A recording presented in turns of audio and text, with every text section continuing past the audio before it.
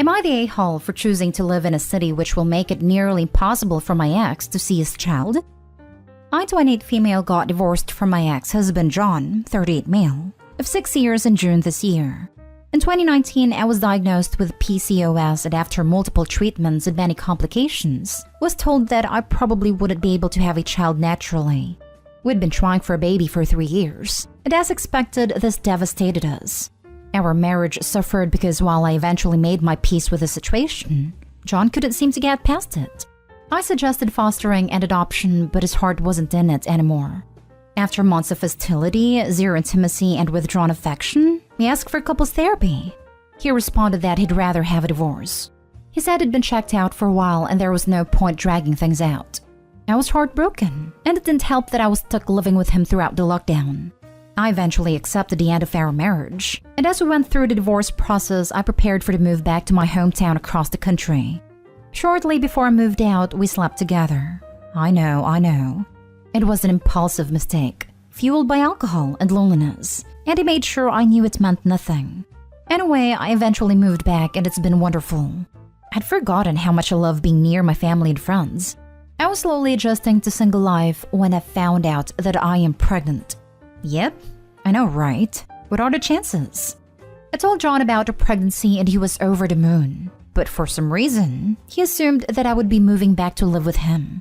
When I told him that I have no intention of moving back, but rather raising our child in my hometown, he lost his mind and accused me of trying to keep our child from him out of spite. I told him that he could move if he wanted to be closer to his child, but he insisted that he wouldn't be able to find work out here, that it made more sense for me to move back because I've only been at my new job a few weeks, and it wouldn't be as much of a sacrifice as leaving the job that he's had for 11 years. He offered to pay for the move, a new apartment, etc., but I turned it down and explained that if I stay, I'll be able to keep working because my family's here to support me. At that mom and sisters have already been such a big help with finding a place to stay, preparing for baby, seasoned mom advice, moral and emotional support, and so I feel more confident having them around. If I moved back, I would essentially have to be a stay-at-home mom, which I really don't want. He told his family about the baby without warning me, and now I'm being bombarded with criticism from every direction and being threatened with legal action for alienating them from baby. I don't see why I should be the one to compromise after having to up and move my whole life the way I did. Now for the top comments. Not stay home. John is only interested in you as a broodmare. Get a lawyer and get a custody agreement in writing and get child support. Do not do anything that would make you dependent on John. Yeah, the scariest part of the offer is that he wants Opie to be dependent on him. That just flat out isn't safe for Opie given how he's behaved, and his complete disinterest in Opie's well-being. And if it's not in her best interest, then it's not in the kid's either. Frankly, I don't think the kid would benefit from having this guy take on a more active parenting role regardless. Someone who treats a spouse like a broodmare is also going to treat their kid like some other kind of object. A trophy, a cudgel against Opie, nothing good. So let's get this straight. When he couldn't get what he wanted, he straight up tossed Opie to the curb because he checked out of their marriage. So she had to append her entire life. But now that she's pregnant, he expects her to do it again to make his life more convenient? Opie, do what's best for you and your baby, which should include getting a lawyer to sort out custody and child support as someone else mentioned. Also, congrats. NTA. Oh my word, the unmitigated gall of this guy is insane. Tell him to find a different surrogate and to leave you alone. He tossed you aside when you didn't get pregnant and now wants you to sacrifice everything to be his new nanny to your own child. Of course, his family's behaving like this. They're the ones that helped create that monster. I'm just so glad you were back home with your loving and supporting family just in time. Congratulations on your baby and happy holidays with true family. If his family is getting aggressive with you, block them. He ended a relationship. Sounds like he honestly doesn't even want a relationship. Just a baby. Red flag for that. You moved, you started a new life. You can move or not. He made the choice to not be in a relationship with you. He can be the one to move. Next story is titled, Am I the a-hole for calling my brother-in-law out for his weaponized incompetence and calling him pathetic at dinner? I, female 24, have a sister, female 32, who has a husband, male 38, who is the poster child of weaponized incompetence. They have 4 kids, Female 10, male 8, male 5, female 3, and she's pregnant. My sister works a full-time job, 40 plus hours a week, cleans her entire house, cooks, takes care of all her children, without him doing anything. It is seriously mind-blowing that she wakes up like 4 a.m., cooks breakfast, does chores, gets all of her kids ready for school, takes them all to school and daycare, and all he does is stay home and work. And when his kids get home, after my sister picks them up of course, he will play with them for a little and play video games until he falls asleep. And she actually makes more than him. My fiancé, male 26, and I had to stay with them for 6 weeks while our home was being renovated. And since we both work from home, we helped her, and it is amazing how much happier she is when she has help. I helped with the kids, and my fiancé even drove her to doctor's appointments. Her husband literally only acknowledges he is a parent when his family's around. Then he is a God-fearing, hard-working father of 5. He's the one that wanted more kids. She wanted to stop after her last baby, but he needed more boys. I am seriously concerned, not only for her, but her kids as well. Because now her oldest is seeing what's happening and trying to help. But my sister is prideful and refuses to let her child do anything. Me and this man have never gotten along. He's been acting like this since their 8-year-old was born. I've tried talking to her about leaving, but she doesn't want her kids to grow up in a broken home. And unfortunately, her experience with our parents' divorce was completely different than mine. So she doesn't understand that a divorce would benefit her kids here because she thinks they need their mom and dad together.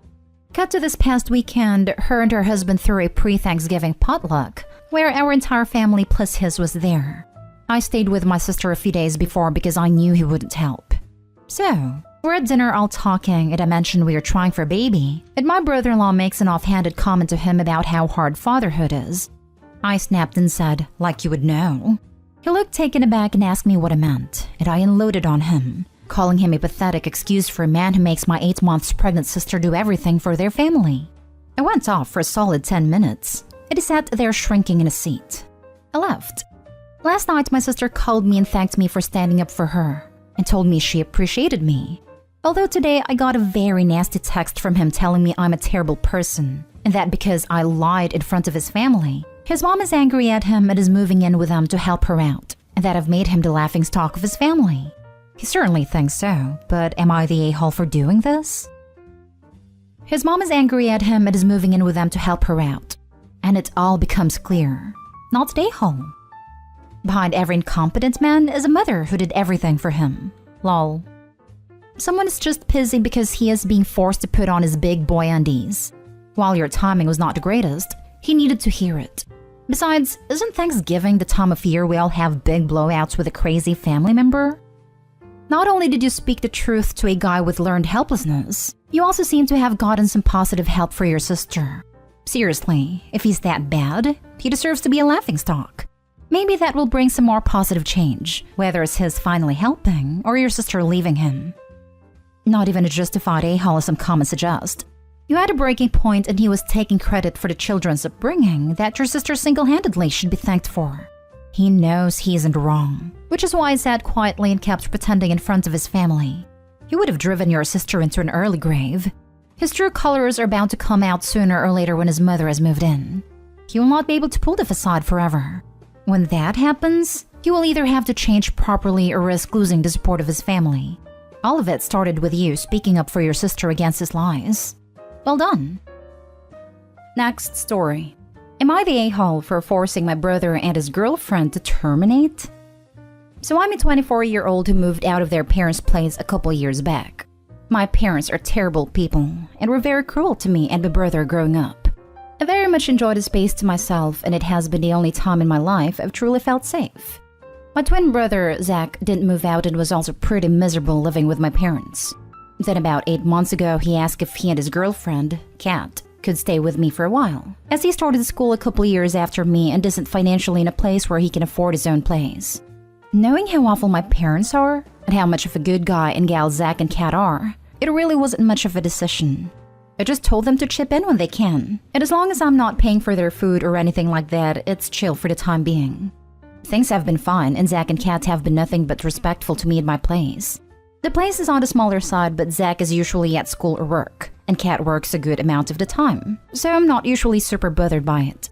Their plan is to move out once Zach graduates, which will probably be 2023 at the rate is going.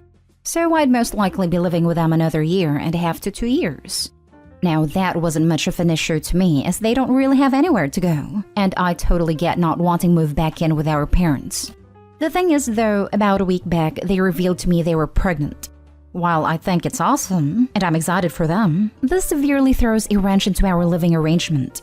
I really can't deal with a baby living with us for the extended future. I'm someone who's very sensitive to noises and suffers insomnia. So a crying baby would literally make my life hell on earth.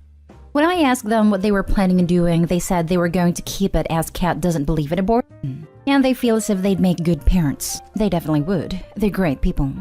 I said, oh well, congrats then. We ended a conversation there for that night. The next day, I asked them what their plans were for housing in the near future, as they know about my sleeping condition and how I'd feel with a baby/toddler in the house. They said they'd have to stay here as they didn't really have anywhere else to go. I told them that won't be happening for reasons stated earlier. They both got very upset and accused me of forcing them to terminate their baby. Now for the comments. Not stay home. That's their problem. You've stated your boundaries clearly, and if that doesn't match up with their beliefs, then they can find another way to manage. You didn't sign up to living with your kid. I'm super confused as to how they both work, one of them full-time, but can't rent a place themselves. Opie's posts make it seem like they don't have any other option, but surely they should be able to afford to rent even a studio apartment on 1.5 incomes. 1.5 incomes who haven't had to pay for real rent for the past few months, that should at least have gotten their deposit and first/last month covered. If it's so dire that they're not even covering their should-be expenses, full rent, utilities, food and wear and tear and stuff, they're not in a place to have a kid. You aren't forcing them to do anything. They can have their baby. They just can't do it while living with you. If their family planning is based on being able to live with you rent-free for the foreseeable future, then they can't afford to have a baby. You agreed to house them rent-free for over 2 years, which was incredibly generous, but this is a boundary for you, and they need to accept that and stop blaming you for their financial situation. Living with a baby is a lot, especially if the baby isn't yours. You have done nothing wrong here. They just can't do it while living with you. For free. You did not force them to copulate. You did not force them to not use birth control. You're not forcing them to have a termination. This is 100% the result of their actions and decisions, and it's on them to deal with the consequences. If they need housing suitable for a pregnant woman and later a baby, that's what they need, and it's not a thing you offered or even can offer to them. If Zach wants to be a dad, he needs to earn enough money to be a dad to support his partner and child. If Kat wants to be a mom, she needs someone who'll provide shelter and food and everything else she and the baby will need, at the very least for however long she'll be off work having and raising the baby. Now for the last story. Am I the a-hole for telling my wife she should be thankful my daughter only called the cops and didn't press charges on her? I've been with my wife for 4 years. I have a 20-year-old daughter and she and my wife were never able to form a strong bond, and one of the reasons for that is distance. My wife did try to get close to my daughter in the past, but my daughter claimed she was just attempting to control her, rather than have a respectful relationship with her. They had past issues, but now get along a bit. My daughter was visiting for Thanksgiving and brought her Honda car with her. I was out of the house when my wife, whose car been sitting in the garage for a month now, took my daughter's car keys without her permission while she was showering and left in it for nearly 2 hours. My daughter called me as soon as she got out of the bathroom and was freaking out, saying neither her car or my wife was there. I tried to calm her down as I tried to get a hold of my wife, but she did not respond. We at this point figured my wife took the car, but did not know where she was or when she was coming back. My daughter searched my wife's closet, then called the cops and reported her car taken. She called back to tell me my wife's closet was half empty, and cops were called. I got off work and went home immediately, and on the way home my wife called crying because she just picked up by the cops at Walmart and was brought into the station.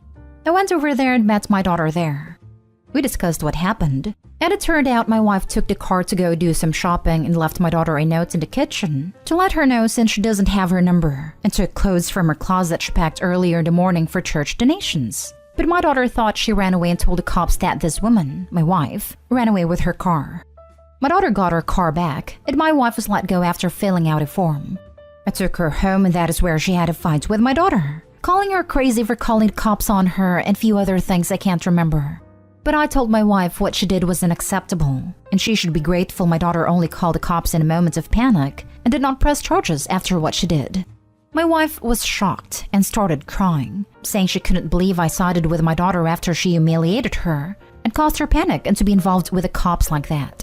I stated that she should have not touched that key in the first place, and she defended herself, saying she was getting things done and buying stuff we needed for the house, but we made her out to be the bad guy.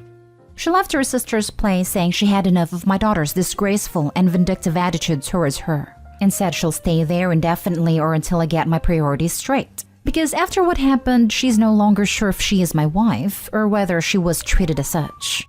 Edit. My wife's car isn't working and has been in the garage for a while now. That is why she took my daughter's car.